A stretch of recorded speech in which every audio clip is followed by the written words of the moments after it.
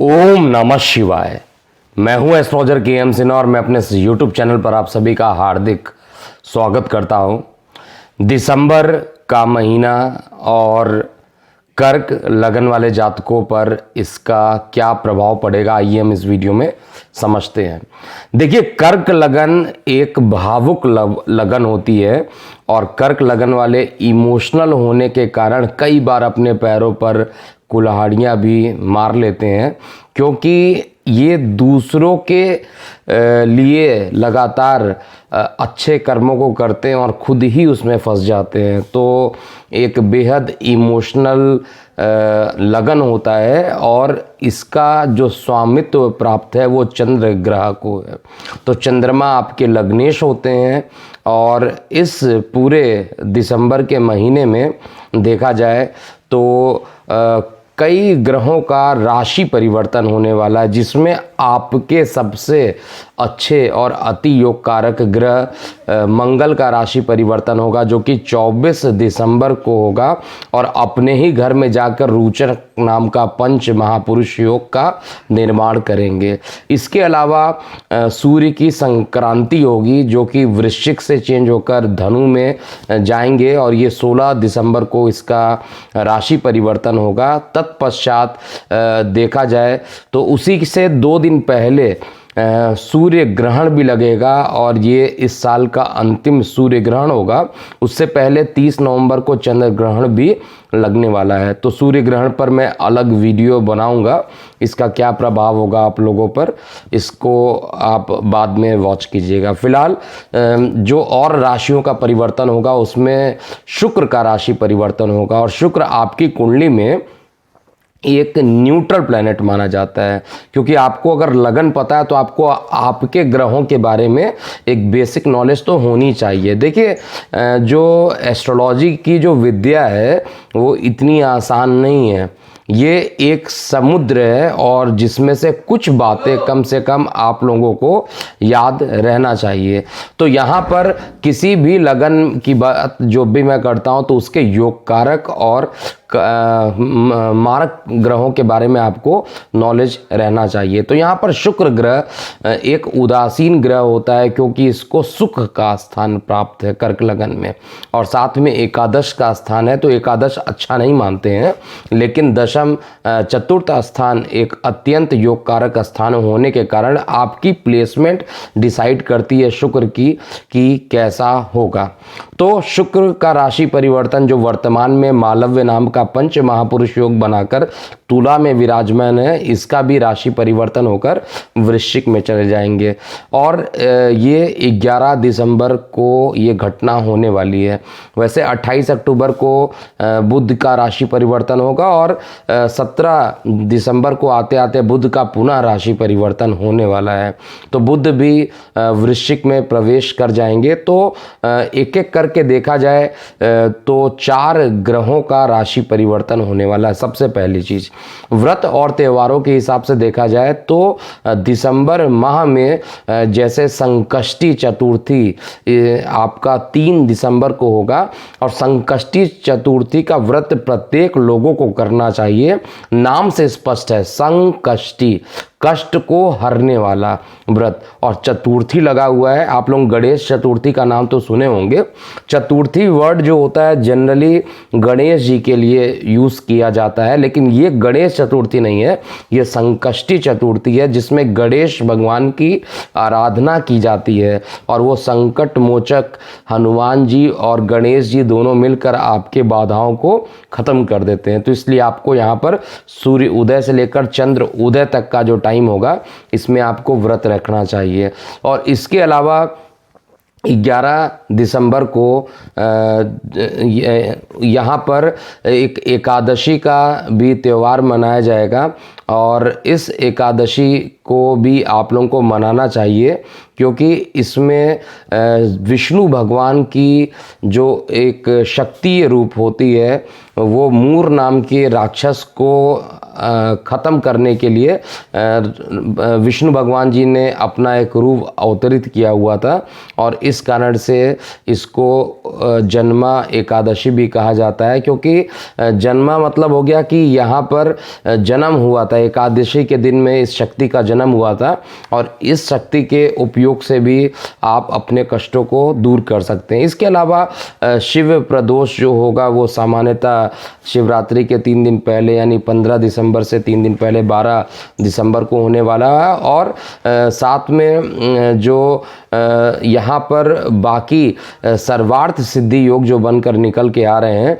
वो 22 दिसंबर को सबसे पहले सर्वार्थ सिद्धि योग बनेगा, और 24 दिसंबर को गुरुवार को भी बनने वाला, 28 दिसंबर सोमवार को, और 31 दिसंबर यानी लास्ट डे जो होगा वो उस दिन भी सर्वार्थ सिद्धि योग होगा। देखिए, जब हम सर्वार्थ सिद्धि योग की बात करते हैं यानी सर्वार्थ सभी के लिए सिद्धि वाले योग, आप जिस भी चीज़ को सिद्ध करना चाहते हैं आपको इन तिथियों में सिद्ध कर लेना चाहिए।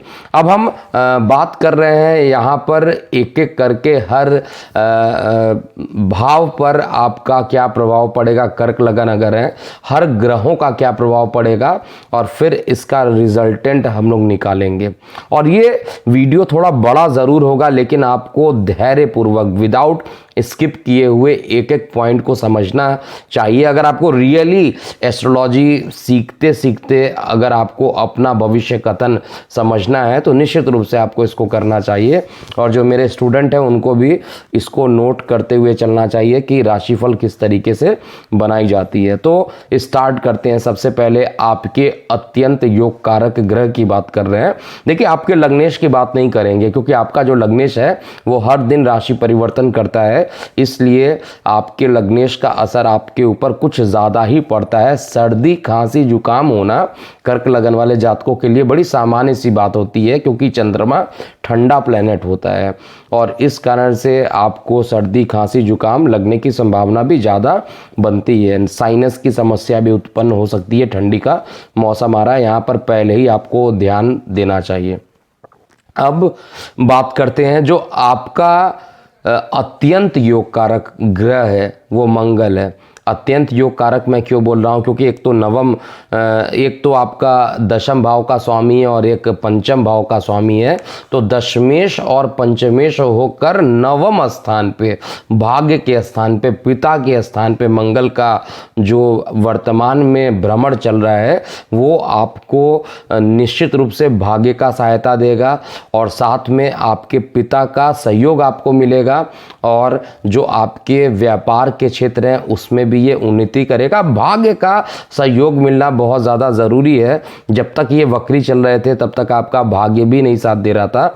अब ये कुछ दिन पहले मार्गी हुए हैं, तो अब मार्गी होना इस समय मंगल का वो आपके लिए एक अच्छा रिजल्ट देने वाला है। और साथ में यहाँ पर जो आपके संतान संबंधित कुछ समस्याएं थी वो भी अब धीरे धीरे ख़त्म होती जाएगी, क्योंकि मंगल मार्गी हो रहे हैं, और मार्गी हो के ये कुछ ही दिनों में यानी 24 दिसंबर को ये राशि परिवर्तन करेंगे और मेष में चले जाएंगे, और मेष में जाने के बाद पंच महापुरुष योग का निर्माण करेंगे।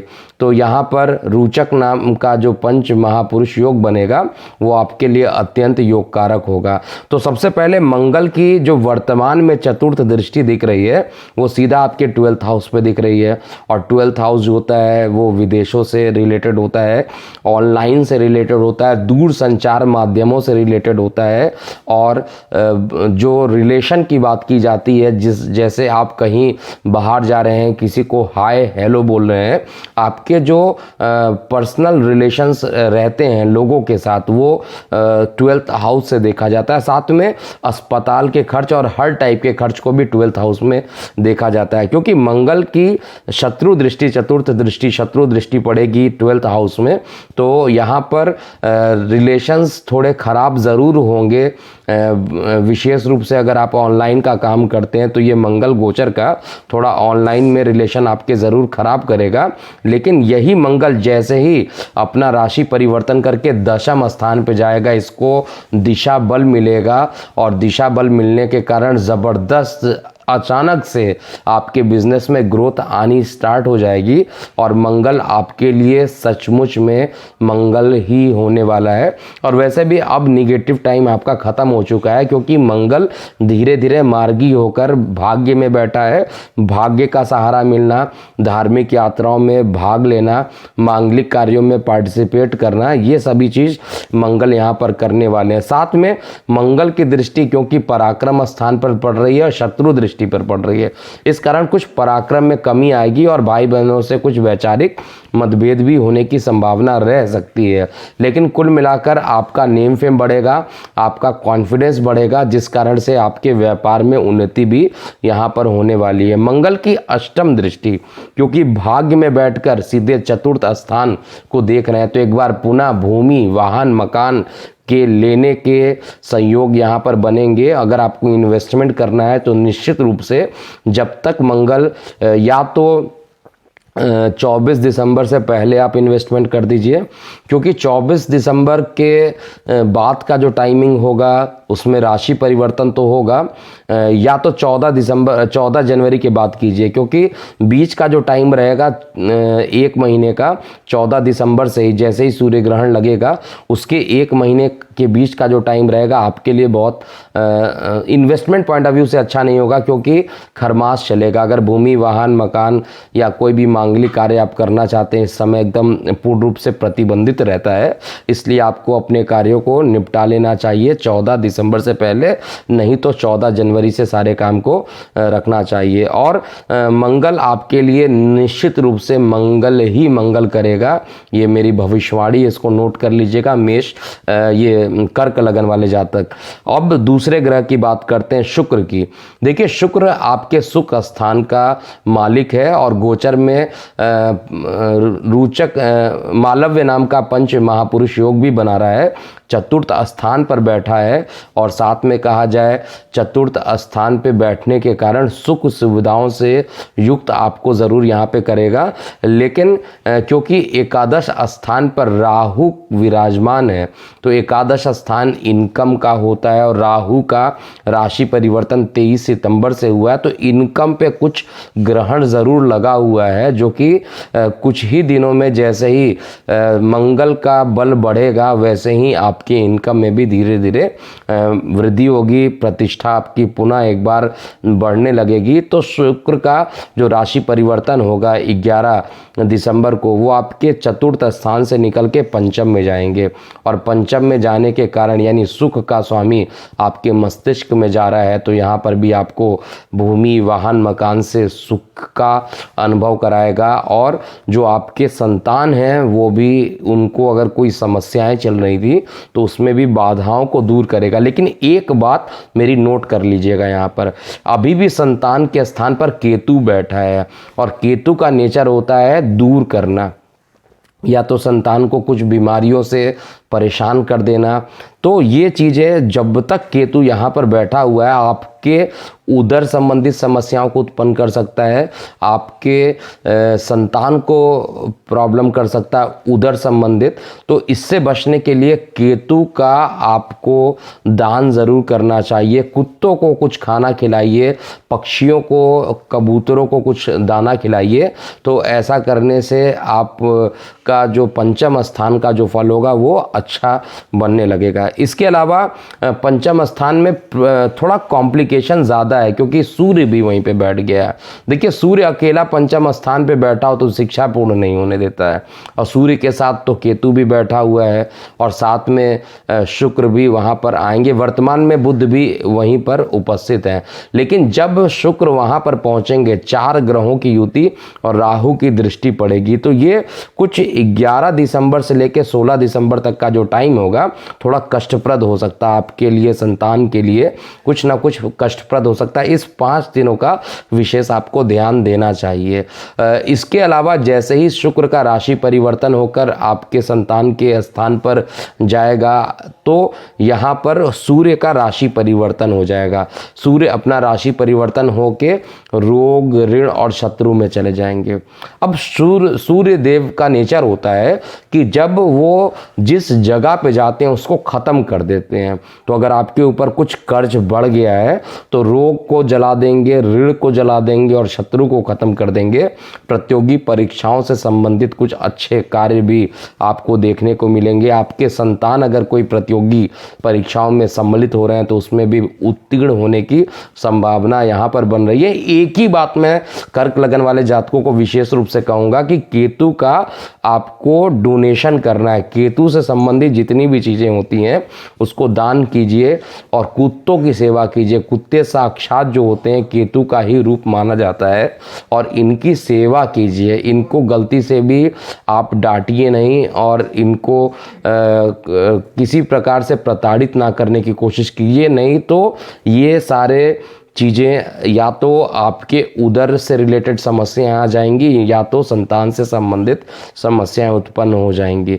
अब सूर्य का 6वें घर में बैठना अत्यंत योगकारक रहेगा, यानी धनु का जो संक्रांति होगा वो आपके लिए अत्यंत श्रेष्ठ होने वाला है। धनु की संक्रांति होते ही आपको विदेशों में जाने का एक बार पुनः अनुभव यहाँ पर प्राप्त होगा, जो कि 14 दिसंबर के बाद से बन रहा है। और साथ में सूर्य की जो संक्रांति होगी, विदेशों से संबंध अच्छे होंगे। ऑनलाइन कोई काम कर रहे हैं तो उससे इनकम अच्छे होंगे। तो कुल मिलाकर जो कठिन समय था वो लगभग निकल चुका है। वक्री मंगल ने काफ़ी परेशान आपको किया है, लेकिन अब जो टाइम आ रहा है वो केवल आपके लिए रहेगा। और यहाँ पर बुध का राशि परिवर्तन 17 दिसंबर को होकर आपके रोग, ऋण और शत्रु में चले जाएंगे। तो यहाँ पर बुध का रोग, ऋण, शत्रु में होकर जाना अच्छा मैं नहीं मानूंगा। स्किन संबंधित कुछ समस्याएं यहाँ पर उत्पन्न हो सकती है, तो स्किन संबंधित समस्याओं से आपको बचना चाहिए। ओवरऑल शारीरिक कष्ट तो मैं दिसंबर के मंथ में नहीं देख रहा हूँ, लेकिन कुछ मानसिक कष्ट यहाँ पर आपको उठाने को पड़ सकता है। सप्तम स्थान की बात करते हैं। देखिए यहाँ पर सप्तम स्थान की जगह पे हम शनि की बात करते हैं। सबसे पहले शनि और बृहस्पति दोनों क्योंकि साथ में बैठे हैं, तो शनि का अकेला दशम, क्योंकि शनि जो होता है कर्क लगन की कुंडली में मारक प्लैनेट होता है। मारक का मतलब आपके लिए नेगेटिव, लेकिन शनि इस समय आपके जीवन साथी के स्थान पर बैठा हुआ है और जीवन साथी के स्थान पर शनि मार्गी हो चुके हैं। तो इसलिए अपने घर में बैठे हैं तो आपको दैनिक रोजगार के क्षेत्र में सफलता हासिल कराएंगे, नंबर 1। दूसरी बात, शनि की जो तीसरी दृष्टि पड़ रही है वो आपके पिता के स्थान पे पड़ रही है, तो यहाँ पे धार्मिक यात्राएं भी कराएंगे। पिता के स्वास्थ्य में भी सुधार यहाँ पर देखने को मिलेगा और साथ में छोटी मोटी यात्राएं जो होंगी वो लाभकारी होगी आपको करना। शनि की जो दशम दृष्टि पड़ रही है वो सुख स्थान पर पड़ रही है और उच्च दृष्टि पड़ रही है, लेकिन मारक प्लैनेट है तो यहाँ पर सुख की कमी, सुख में कमी यहाँ पर ये करेगा, बहुत अच्छा रिजल्ट नहीं देने वाला है, क्योंकि मारक प्लैनेट है और मारक प्लैनेट उच्च दृष्टि से दशम स्थान को देख रहा है। इसलिए हो सकता है कुछ माता को कष्ट यहाँ पर मिले, माता के स्वास्थ्य में उतार चढ़ाव देखने को मिल सकता है। भूमि वाहन में भी कुछ प्रॉब्लम आ सकती है। वाहन चलाते समय आपको ध्यान विशेष रूप से देना चाहिए, क्योंकि चतुर्थ स्थान पर शनि की 7वीं दृष्टि है, लेकिन ये बहुत ज़्यादा प्रबल नहीं होगा। ये अगर होना होगा तो ये बहुत आंशिक होगा, इसमें घबराने वाली बात बिल्कुल भी नहीं है। रीज़न नंबर 1, क्योंकि ये देवगुरु बृहस्पति के साथ है। बृहस्पति के साथ बृहस्पति का नीच भंग किए हैं और बृहस्पति इस कुंडली में कहा जाए तो अत्यंत योगकारक होते हैं। एक तो 6वें घर का मालिक और एक नवम त्रिकोण के मालिक। नवम त्रिकोण का मालिक होकर सप्तम स्थान पे बैठना, यानी आपके जीवन साथी के भाग्य की उदय यहाँ पर करने की पूरी संभावना यहाँ पर बना रहा है और धार्मिक यात्राओं में आपको सम्मिलित कराएगा। और धार्मिक यात्राओं में सम्मिलित करने से आपके भाग्य की वृद्धि भी यहाँ पर स्पष्ट रूप से दिख रही है। बृहस्पति की जो 7वीं दृष्टि होगी वो सीधा आपके लगन पर पड़ेगी, उच्च दृष्टि पड़ेगी, तो नेम फेम बढ़ना और साथ में मानसिक विकार को कम करना देवगुरु बृहस्पति यहाँ पर करेंगे। पंचम दृष्टि से एकादश स्थान को देखेंगे तो वहाँ पर राहु जो आपके इनकम को कम कर रहा है, बृहस्पति की दृष्टि पड़ने, क्योंकि बृहस्पति योग कारक है और अपने कारक भाव को देख रहे हैं, तो राहु का जो निगेटिविटी किया हुआ है वो अब आपके लिए बृहस्पति देव इस महीने आपको पॉजिटिव करने वाले हैं। धीरे धीरे जैसे जैसे बृहस्पति का डिग्री वाइज बलाबल बढ़ेगा वैसे ही आपके लिए इनकम के साधन भी धीरे धीरे बढ़ते हुए जाएंगे। बृहस्पति की जो 9वीं दृष्टि है वो आपके पराक्रम स्थान पे पड़ रही है, इसलिए पराक्रम भी आपका बढ़ेगा। राहु केतु के लिए ऑलरेडी मैंने पूरा आधे घंटे का वीडियो पोस्ट किया है, तो आप उसी वीडियो में चेक कीजिएगा कैसे राहु केतु का राशि परिवर्तन आप पर प्रभावी हो रहा है। इसके अलावा मैंने सारे ग्रहों की बात यहाँ पर कर ली है। अब हम ये बात करेंगे कि हर आपके प्रत्येक भाव का क्या क्या परिणाम होगा, आपका फाइनेंस कैसा रहेगा, आपके धन की स्थिति कैसे रहेगी, आपके पारिवारिक स्थिति कैसे रहेगी, आपके रोग ऋण और शत्रु की क्या पोजीशन होगी, विदेशों से क्या लाभ होगा।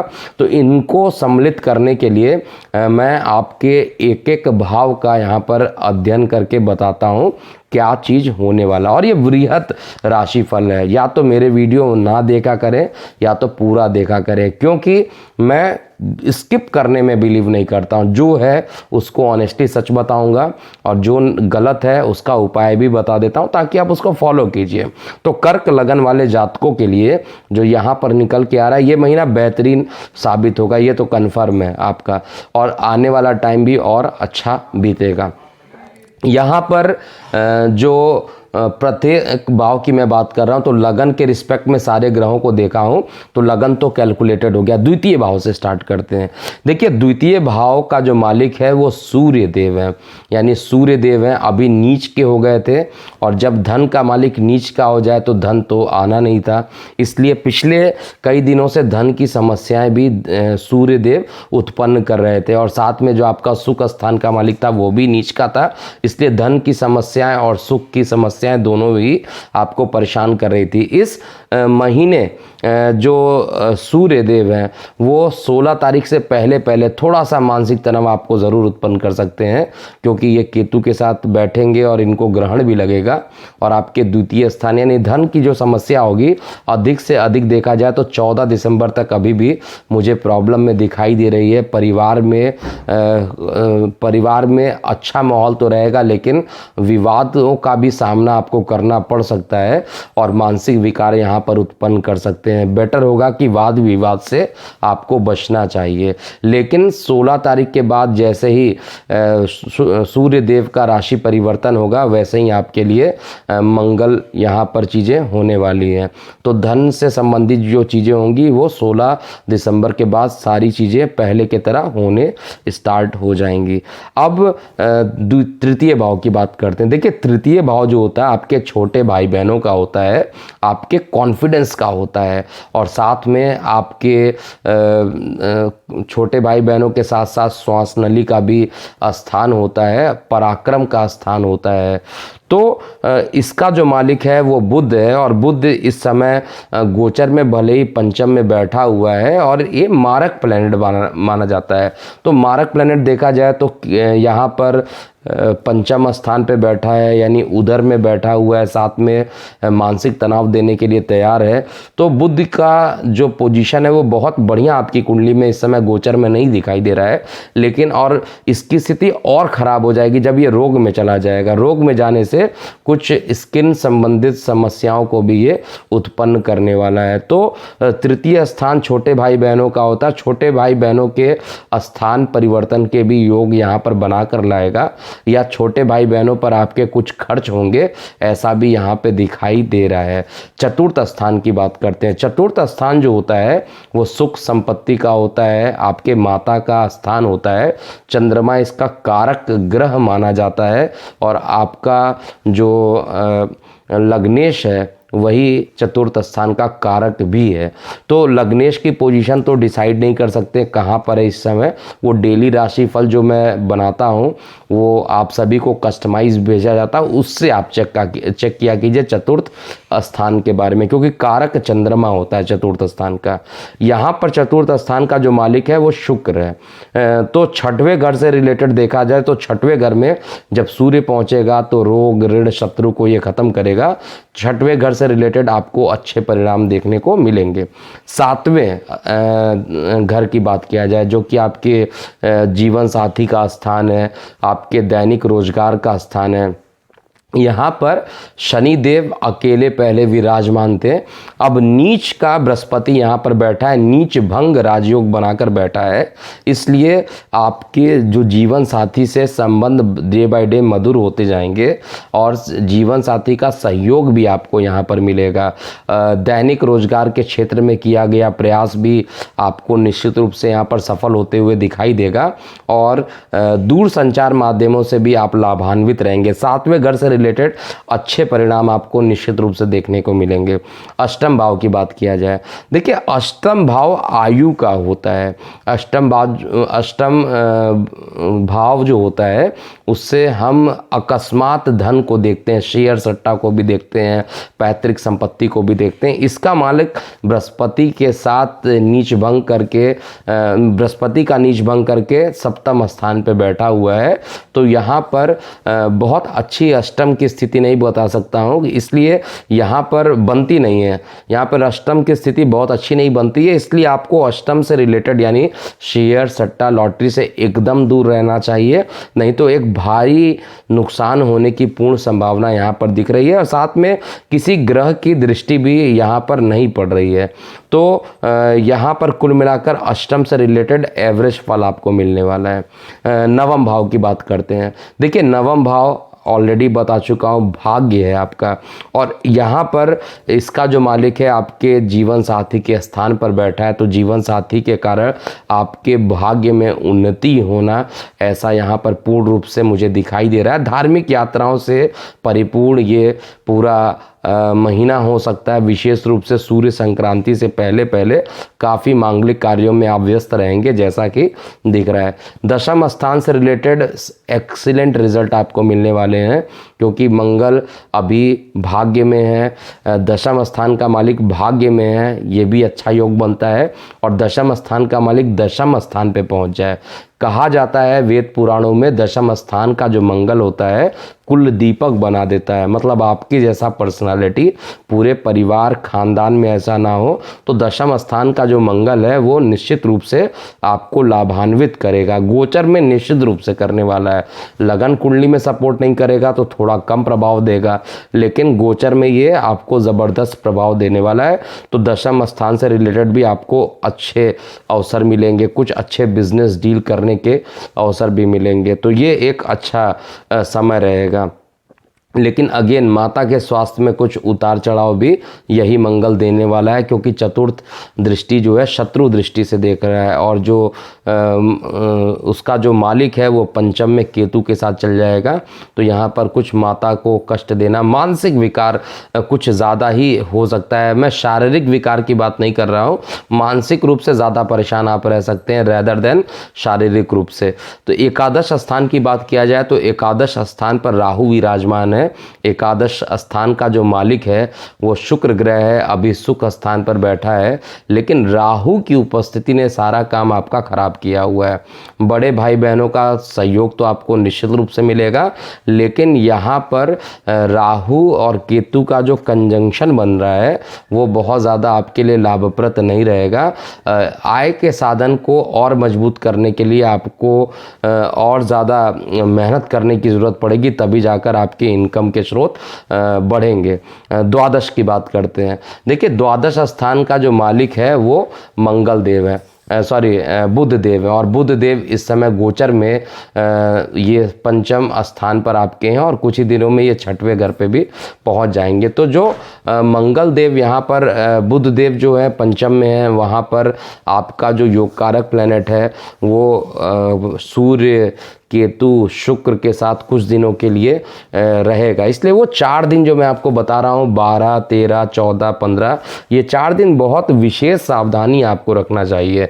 ये 4 दिन में कुछ उतार चढ़ाव बड़े देखने को मिल सकते हैं, तो ये 4 दिन आपको बहुत ध्यान देना चाहिए और आपको हनुमान जी की आराधना ज़रूर करना चाहिए, बजरंग बाण का पाठ करना चाहिए और सबसे ज़्यादा इम्पॉर्टेंट जो है, अगर आपको धन से समस्याएं हैं तो आपको दारिद्र्य दुख स्रोत का जो पाठ होता है उसको आपको ज़रूर करना चाहिए, या उसके मंत्रों को सुनने से भी आपको काफ़ी रिलैक्सेशन मिलेगा। तो ये था पूरा दिसंबर महीना मेष लगन वाले जातकों का कैसा बीतेगा। तो अभी के लिए इतना ही, लेकिन जाते जाते अपनी प्रतिक्रियाएं कमेंट बॉक्स में लिखिए। अगर आपको यहाँ पर कोई भी पॉइंट ऐसा लग रहा है कि आपको समझ में नहीं आ रहा है तो आपको ज़रूर यहाँ लिखना चाहिए। और कस्टमाइज राशिफल जो कि केवल और केवल कुंडली एक्सपर्ट के मोबाइल ऐप पर या कुंडली एक्सपर्ट के वेबसाइट पर अवेलेबल है।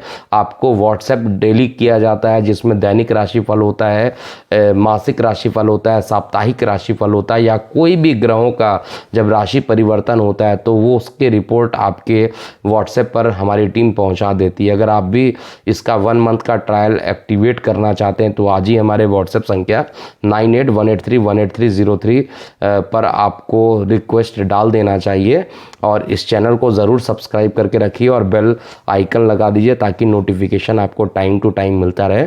अभी के लिए इतना ही। मैं हूं एस्ट्रोलॉजर के एम सिन्हा। ओम नमः शिवाय।